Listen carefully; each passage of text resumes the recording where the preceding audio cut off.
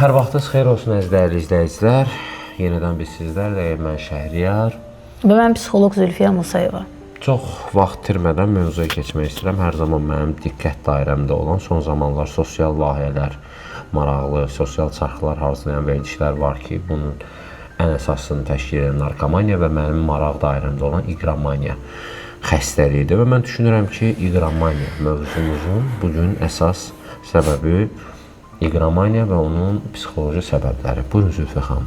Bəli, qeyd elədiyim kimi iqramaniya elə adından da bəlli olduğu kimi bir asıllıq, yəni manyaklıq dərəcəsində də belə deyək asıllıqdan söhbət gedir. Əlbəttə burada asıllıq deyiriksə mütləq onsuz da iqramaniya, oyun asıllığı, asıllıq xəstəlikləri qrupuna daxildir ki, biz burada narkomaniya, yəni dediyimiz kimi maddə bağımlı, maddə asıllığı, oyun asıllığı, alkol asıllığı və digər asıllıqları da misal çəkə bilərik. Amma xüsusilə bugün biz oyun asıllığından danışacağıq ki, bu oyunun asıllığının altında hansı psixoloji səbəblər dayanır? Əlbəttə, səbəblər çoxdur. Bir-bir sadalayaq. Birinci, qeyd edeyim ki, mən yenə də öz təcrübəmə əsasən danışıram. Mən həmişə qeyd edirəm ki, mən oxuduqlarımdan çox təcrübə əsasında daha çox öyrənirəm. Hər bir insanın yaşantısından, həyat hekayəsindən öyrənirəm. Və bir müraciət edən şəxsin fikri mənim üçün o qədər belə bir şüar oldu da. Deyir ki, beynim mənim düşmənimə çevrilib. Maddə asıllığından söhbət gedir amma. Deyir, mən onu unutsam da, o məni unutmağa qoymur. Beynim unutmağa qoymur da onu. Burada beynim mənim unutmağa qoymur. Və bu fikirdən yola çıxaraq demək istəyirəm ki, oyun asıllığı da digər asıllıqlarda olduğu kimi beyin xəstəliyidir.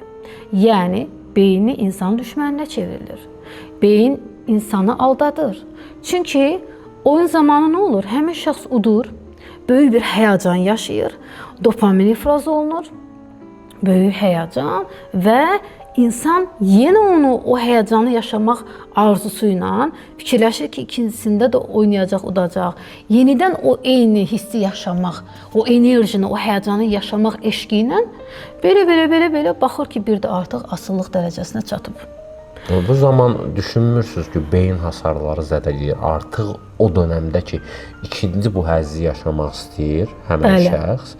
Orada bütün beynin hasarlarını zədələyir artıq. Yəni beyin hasar görür, deyək türkçə desək zərər görür. Zərər görür, yəni beyin divarları, bütün beyin çökür. Bütün asıllıqlarda mütləq ki, zərər var.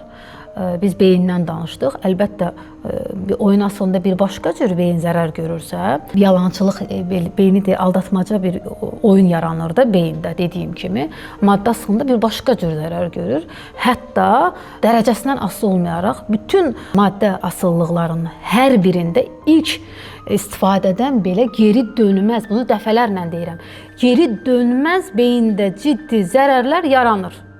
Hətta onu tərk etsə də belə, inanın ki, onun zərərləri irəliki illərdə çıxır.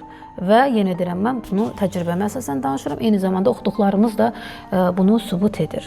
Amma təbii ki, biz dedik ki, burada beyin insan düşməninə çevrilir. Qeyd elədiyim kimi, insan unutmağa çalışır, amma beyni onu alladır və deyir ki, yenə belə oyun asıllığı yaranır. Amma yenə deyirəm, tək səbəb bu deyil.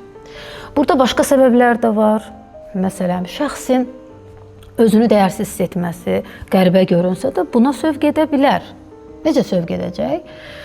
Belə sövq edəcək ki, o düşünür ki, mənim çoxlu pulum olacaq, birdən-birə çoxlu pul qazanacağam və istədiklərimi eləyəcəm, cəmiyyətdə böyük nüfuz sahibi olacağam. Yəni ki, pulla hər şey edə biləcəm. Pulum varsa, mən dəyərli birisiyəm. Bax, dolayı yolla bu da səbəb ola bilər. Mən düşünürəm ki, Zülfiyə xanım, mən elə gəlir ki, ümumiyyətlə, məhz bu mövzuda ailə tərbiyəsində böyük rolu var. Bəli, bu da səbəblərdən biridir. Əlbəttə, böyüdüyümüz ailənin, yəni o tərbiyənin rolu çox mühümdür. Bunu da yenə belə izah edeyim ki, bəzi ailələrimiz var ki, analarımız həddindən artıq qoruyucudular və həddindən artıq uşağın üstündə əsirlər.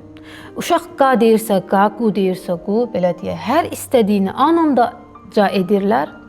Maddi baxımdan həddindən çox uşağa, belə deyək də, o qədər şeylər edirlər ki, hər şey hazıra nazir deyək də, belə bir ev deyimi var. Uşaq o qədər belə böyüdülür ki, nəticədə hər istədiyi anında edildiyi üçün bu uşaqda dözümlülük, səbir, iradə formalaşmır və hətta asıllığın kökündə iradə problemi, iradəsizlik də dayanır axı. Nəticədə stressə davamsız insan yetişir. Stressə davamsız insan, yetişkin bir insan, gələcəkdə axı həyat bizə hər zaman, həmişə demişəm bunu valideynlərə ki, ay valideynlər, ömrü boyu yaşıl işıq deyilən bir şey yoxdur həyatda.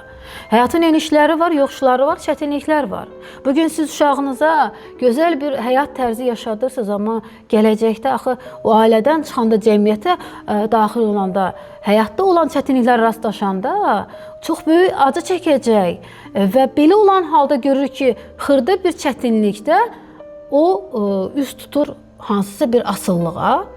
Burada dediyimiz kimi oyun asıllığı da o səbəbdəndir ki, fikirləşir ki, mən yenə öz təcrübəmdən danışım. Bax, bir müraciət edən şəxsin dediyi fikir mənim çox yaxşı yadımda qalıb. O yerinə düşür bunu misal çəkmək.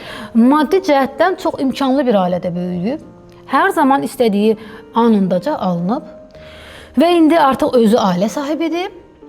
Deyir ki, düzdür, əvvəlki maddi imkan artıq yoxdur. Çünki o qədər borca salıb ki, oyundan ailəni, ailə çökmüş vəziyyətdədir. Ata nə qədər onun borclarını bağlasın, qardaş nə qədər ona kömək eləsin, dəstək olsun. Və deyir ki, mən soruşdum ki, niyə görə yəni bu qədər ehtiyac duyursan? Deyir, mən istəyirəm ki, mənim çoxlu pulum olsun. Çox gözəl, çoxlu pulun olsun, pulu halal qazanmağın yolları var. İşləyirsən, zəhmət çəkirsən, beynini işlədirsən, bəli, qazana bilərsən. O deyir ki, axı indi mən o qədər güclü pul qazana bilmirəm və mən deyir ki, niyə mənim ən son model çıxan iPhone-um olmamalıdır? Səbəb bunu gətirdi və mən təəccübləndim ki, bunu təəccüblənsəm də belə mən təbii ki, psixoloqlar heç kimi buradan qınamaq haqqım yoxdur. Sadəcə kökünün səbəbini ailədə gördüm. Ailənin uşağı böyütməyində gördüm ki, o qədər doğrudan özü də deyir ki, mən nə istəmişəm onu almışam. Niyə mən bugün ən son model çıxan telefonu almamalıyam? Və bunu almaq üçün də üst tutur ki, mən bunu oyunu oynayacağam, yüksək məbləğdə pul udacağam və gedib istədiyim o bahalı həyat tərzini yaşayacağam, bahalı telefon alacağam, bahalı maşın alacağam.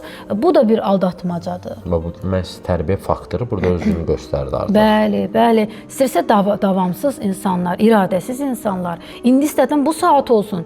Amma sən o iPhone ala bilərsən. Bəli, istəyirsən al, amma təbii ki, işləyib, zəhmət çəkərək müəyyən bir etap lazımdır. İndi bugün onu o məbləğə gücün çatmırsa, işləyərək də müəyyən müddətdən sonra da o pulu yığıb ala bilərsən.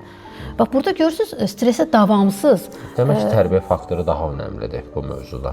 Çox səbəblər var. İndi biz səbəblərdən biri bunu da qeyd elədik ki, bəli, bu da bir səbəb olaraq mən müşahidəmə əsasən, təcrübəmə əsasən deyirəm ki, çox zaman stresi davamsız insanları görürəm, asıllığın qurbanı olan şəxsləri. Ümumiyyətlə, mən düşünürəm ki, Zülfə xanım, ümumiyyətlə, biznes faktorunda hər zaman risk meyarı öndə olur. Ümumiyyətlə, düşünürəm ki, bu iqramaniyalarda da riskə meyillilik prinsipi də hər zaman mənə gəlir ki, ön planda olur.